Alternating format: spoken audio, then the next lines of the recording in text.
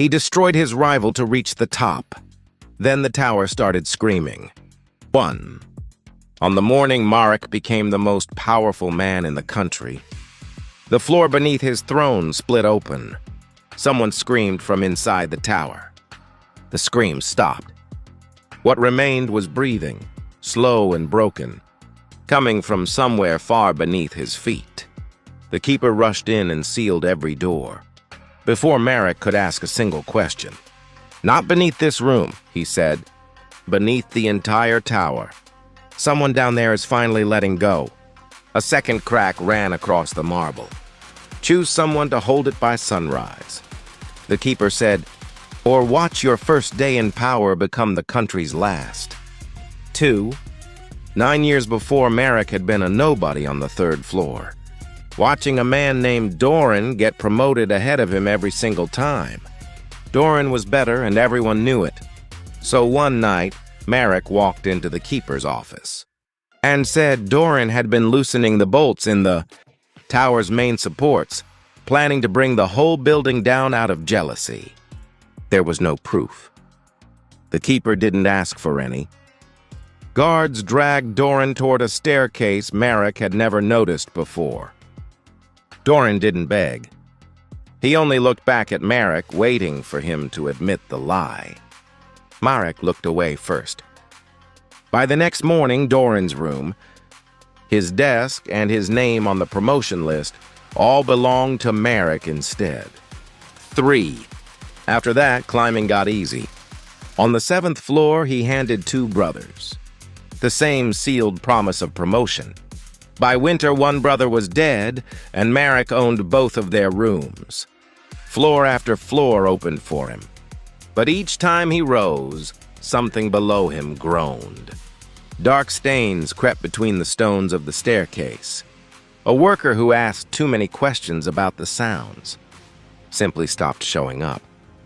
The keeper always had an explanation ready. Old buildings creak. Rust looks like blood if you want it to. Nobody who wants to keep climbing looks down. So nobody did, until Marek stood at the top, and the top itself cracked open under him. 4. "Take me below," Marek told the keeper. "Rulers don't go down," the keeper said. He opened a small case filled with names. Judges who'd made enemies. Servants nobody would miss. A stranger the crowd already hated. Marek's eyes stopped on one name. A judge who had humiliated him years ago. The crowd would cheer if that judge disappeared. For a moment, it would have been so easy.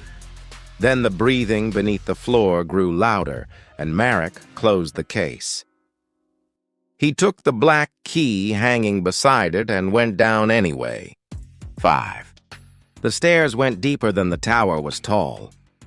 At the bottom, in a room littered with broken nameplates and old chains, Doran was wrapped around a single stone column, arms, bleeding, fingers grown half into the rock itself. Somewhere above, the first light of morning touched the top of the staircase. "You made it to the top," Doran said. It wasn't a compliment. "I'm getting you out. You don't get to show up after 9 years and decide you're the hero of this." Doran's grip on the column tightened instead of loosening. "I want everyone up there to hear exactly what happens the moment I stop holding this." The tower answered him. It groaned and dust rained down like snow. 6? The keeper arrived with guards and the case still in his hand. "Don't touch those chains," he said. "If he lets go, floors fall. People die. You'll be the ruler who let a country collapse on his first day." "Then I'll take his place," Marek said. Doran's face went pale with something closer to fear than relief. "Changing the man beneath the tower does not change the tower," he said. He pulled one raw hand free of the column. The tower lurched. Somewhere above, a bell rang the hour. 7.